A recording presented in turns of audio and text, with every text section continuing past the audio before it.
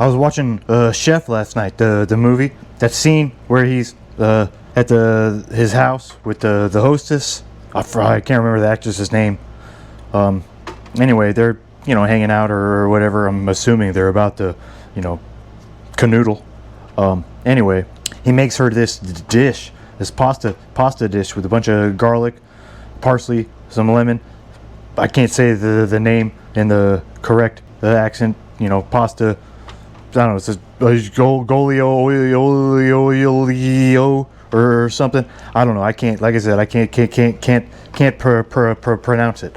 Anyway, I always think about that dish because it's a really simple dish, and it's a good dish. I've made it a bunch of times at home for dinner. It's a good dish. So anyway, I'm gonna make it to today. But I'm going to make it in a casserole because that just sounds good, and I want it for multiple days. So, and I don't want to make the same dish over and over again. It just gets old. And again, I've said it before, and I'll say it again. I'm lazy. So, and I'm adding chicken to it as well.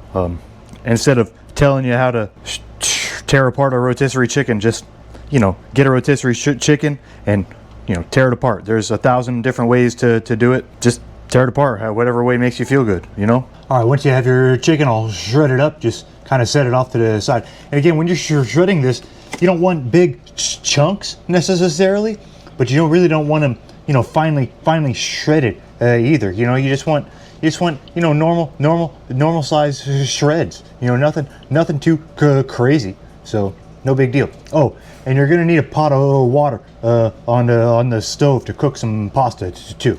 Go ahead and I would go ahead and get that on the stove now. Don't forget the salt in the water. How much salt in the water?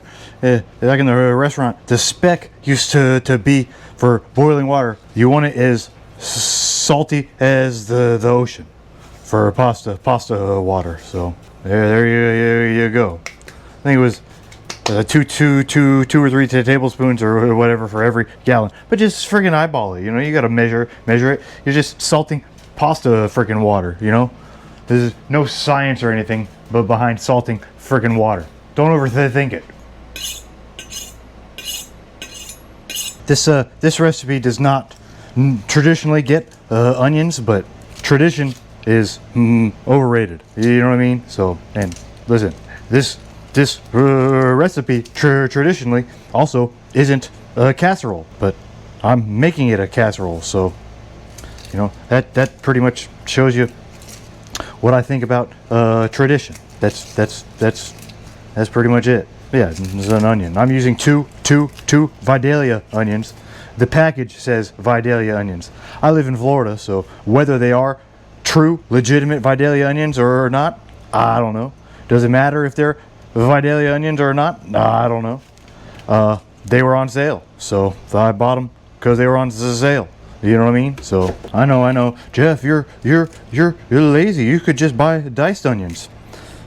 Yeah, I agree, but I also might be lazy, but I do like my food to taste good. You know what I mean? That water is at a roll and boil, so I'm gonna go ahead and put that pasta in now. I'm using penne for this. Does it matter? No, you can use spaghetti, angel hair. Doesn't really freaking matter. If you do use spaghetti or angel hair or a long noodle, break it in half. You know what I mean? So back to the onion, going around the world. You could go in this way. I personally don't like to do that anymore. I used to, not so much anymore. Because the onion, it's got all these little slits in it already. So just go around the world and go straight down, because it defeats the purpose of going straight in. You know what I mean? Doesn't have to be perfect. We're not, we're not trying to win any freaking awards here or nothing. So it's just the goal is just to get it the diced.